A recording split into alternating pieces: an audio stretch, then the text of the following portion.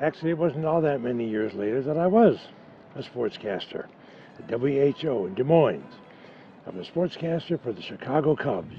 Well, one cold Des Moines morning, and there were lots of cold Des Moines mornings, I got the idea to ask the powers that be to let me accompany the team to their spring training camp, which was on Catalina Island in Southern California, not that far from Hollywood. I wanted to look up Joy. Joy was the girl that had worked with us in Des Moines, and she quit to come to Hollywood and see how she could do in the movies. So I looked her up and I took her to dinner, and I asked her, Joy, do you think there's a place for me in the movies? The next day I was sitting in front of her agent, Bill Michaeljohn, who picked up the phone and called Max Arno, Warner Brothers, and said, Max, I have the next Robert Taylor sitting in my office. And loud enough for me to hear, Max Arno said, no, God only made one Robert Taylor.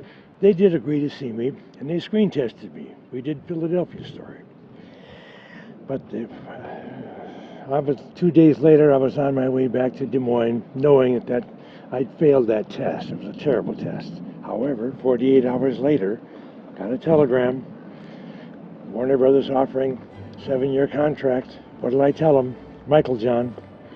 Well, needless to say, I think it was around June. I drove into Warner Brothers, Gate 2. It's all still there.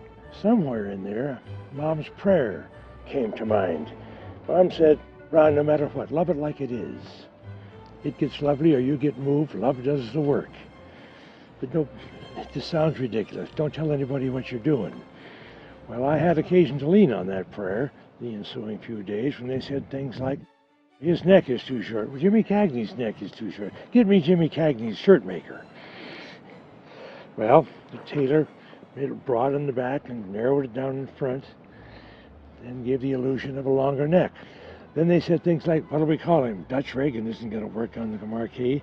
And they went through over 100 names until somebody said to me, what's your real name?